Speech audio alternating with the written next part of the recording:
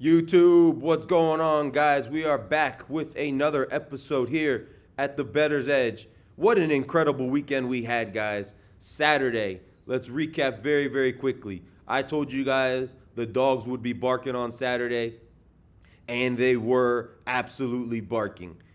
I talked about Penn State. I talked about us getting the best performance from this Penn State Nittany Lion team on Saturday.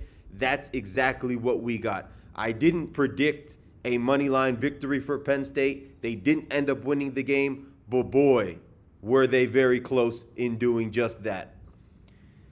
In my opinion, that DB on that outstanding catch from that Hoosier wide receiver had the right idea in mind. Push the wide receiver out of bounds. But if you're going to push him out of bounds, bro, push the guy out of bounds. He lets up midway through the play in the air and lets the Hoosier receiver get that foot in bounds to win the game for the Indiana Hoosiers. But nonetheless, guys, we cash very easily on the Penn State Nittany Lions. The one letdown all weekend, guys, and it was off to a fantastic start, were the Auburn Tigers. Up 17-3, getting 6.5 points.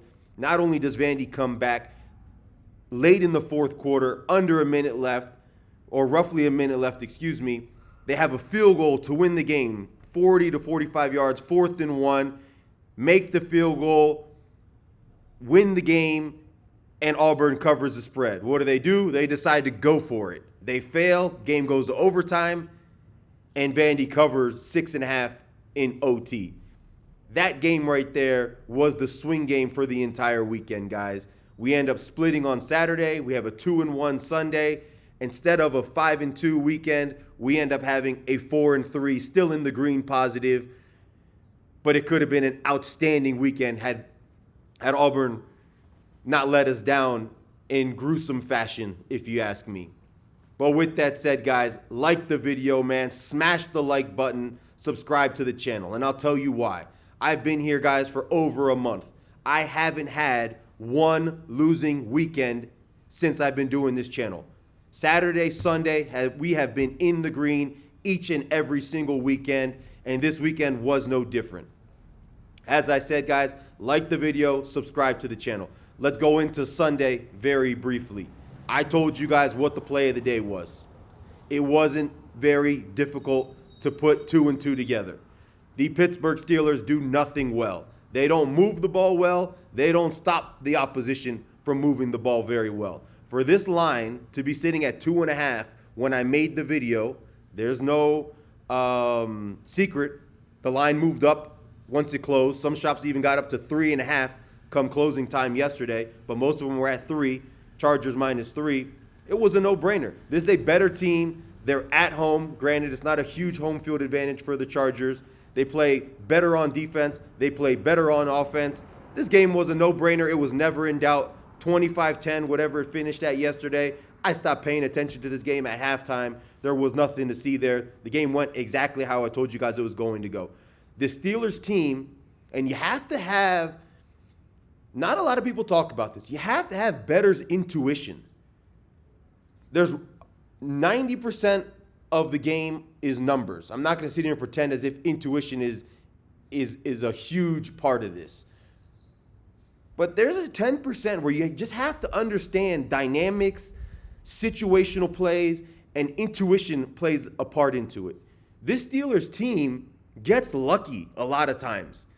But more times than not, that football luck happens for them at home. And we talked about that in advance of that Colts game. And I told you, stay away from taking the Colts. This is one of those spots where the Steelers are going to get lucky. And what do they get? They got 6 turnovers that game. And I told you going into yesterday's game, that luck isn't going to happen in this spot. They're not going to get that lucky on the road this week. And what happened? They get absolutely manhandled by the Chargers. -2.5 was a gift, guys. I talked about the Jets and the Browns going over 37.5. That over was over 7 minutes into the game.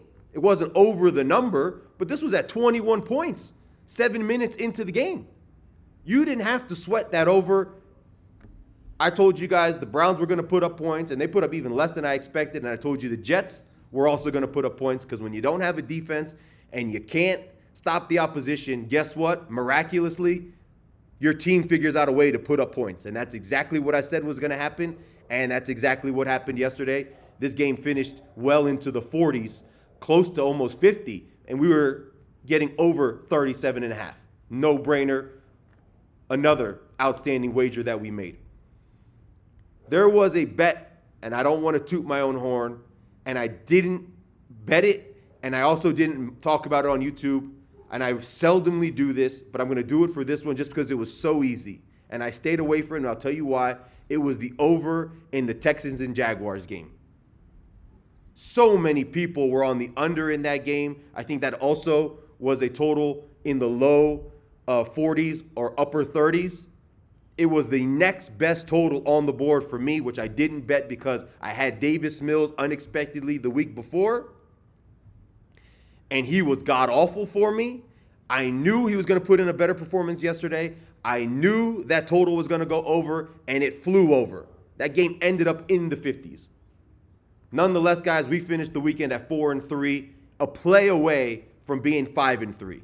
But let's fast forward to tonight, guys. We got the game of the NFL card for the entire week. Not only that, we got the best bet of the entire week going tonight. It's a 5-star play, guys. I talked about it in my last video. We are going to release my second 5-star play on YouTube for this entire season. Let's rewind. My first 5-star was the Baltimore Ravens at home against the Chicago Bears. I told you guys to lay the 6.5. This is when everybody, myself included, thought Lamar Jackson was going to be playing. This would have been against the Chicago Bears, mind you, at home at the bank. M&T Bank. This would have been a 20-plus point victory had Lamar Jackson played that day. And I told you guys it was going to be a no-sweat type of game. Lamar Jackson ends up not playing. Tyler Huntley ends up playing. What happens? The Ravens win by 14 anyways. You could have had the Ravens at basically a pick-em by the time the game closed. The Ravens win by 14 with Tyler Huntley. My 5-0 play is 1-0. And it was a no sweat, no doubt about it type of victory. I can't ensure tonight's play is going to be this easy. These are two fantastic teams. This is the reigning Super Bowl champions in the Philadelphia Eagles. They're on the road at the Green Bay Packers. In my estimation, this is probably the second or third best team in the NFC in the Packers at home. Let's talk about this matchup, guys. You have an Eagles team that's really been up and down in their performance this season. They haven't been great on offense. We all know about that. There have been issues inside that locker room, everybody outside the locker room, fans, reporters, media. Everybody can sense it. That offense, even granted over the last couple of weeks, is starting to improve, hasn't been clicking anywhere near what the expectations have been, whether that's on the ground or through the air. A.J. Brown's been unhappy. He's not getting the ball. We know these wide receivers at times can be divas. He's one of the biggest divas in the NFL in this day and age. And that defense, at the same time, while they've been the better unit, they haven't been anywhere close to as good as they were last season.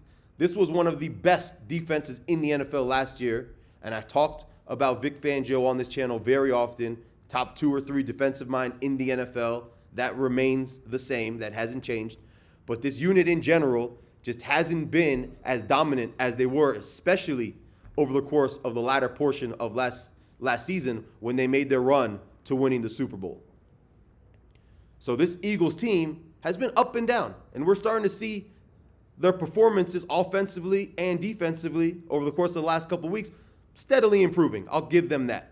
This is a team on the road that's gotten spanked by the Giants. Granted, it was on short rest, and I talk about those Thursday games often on here. This is a team that barely beat the Minnesota Vikings at home. Probably were outplayed by the Vikings for the majority of that game. Pick 6 from Carson Wentz, which we expect happened. I believe they fumbled the ball as well that game. And they also had countless other mistakes with penalties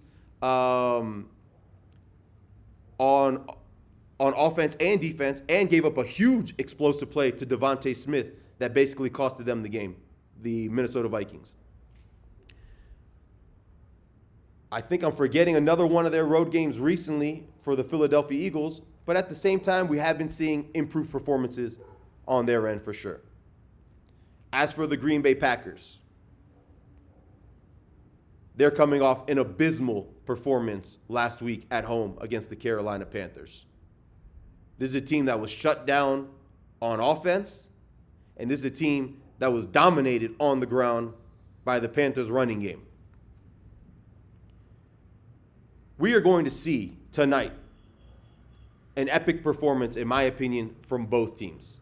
I think both teams are going to be ready for this game. I think both teams are going to put together A-plus performances. This Eagles team is coming off a bye week. They're going to be ready.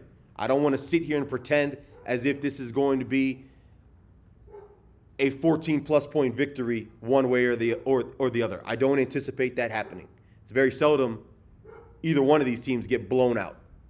It does happen, but it's seldom. With that said, guys, moving into the actual pick, and it is a 5-star pick. We are getting the Green Bay Packers at home at -1. This is a no-brainer, no doubt about it, rebound performance. Take the Packers at home, lay the -1. They're going to win this game.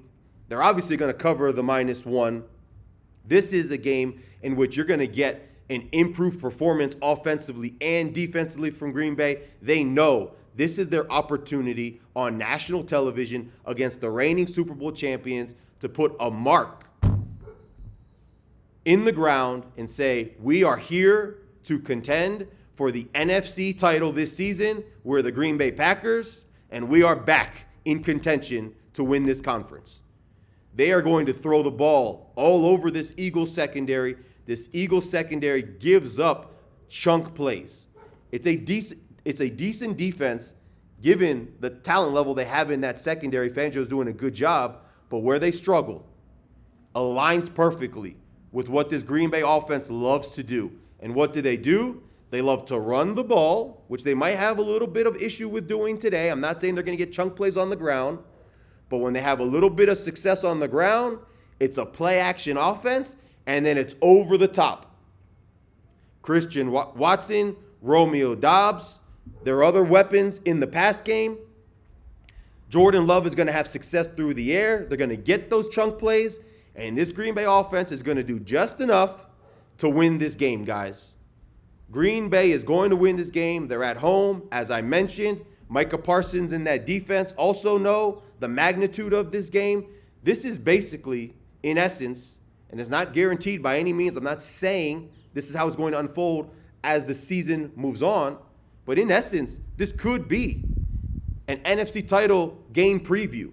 I wouldn't be shocked whatsoever if we're looking at both of these teams in late January playing against each other in a rematch.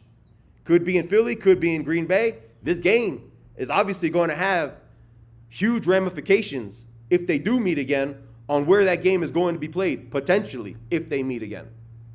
Both teams know that. As I mentioned, you're going to get a performance from Philly. But at the end of the day, the way these two teams match up, and it's about matchups, styles make fights, guys. The Green Bay Packers are going to win this game, and they're going to make huge plays in the pass game. Jordan Love is going to have a big game tonight, and the Green Bay Packers are going to come out on top. It's a 5-star winner. My 5-star selections after tonight are moving to 2-0. That's the only play for tonight, guys. It's the best bet on the entire card today, and it's the best bet on the entire card for the entire weekend, inclusive of all of my college football bets that I made and my NFL bets from yesterday. Put the Packers in -1. Enjoy the game. It's going to be entertaining. It's going to be a damn good game between two great NFL teams. But at the end of the day, the Green Bay Packers will come out on top. Guys, like the video, smash the like button, subscribe to the channel. As I mentioned previously, I haven't had one losing weekend this entire season on YouTube. And even prior to YouTube, I haven't lost a weekend this entire NFL season either. Thanks for watching, guys. I'll be back tomorrow for more bangers.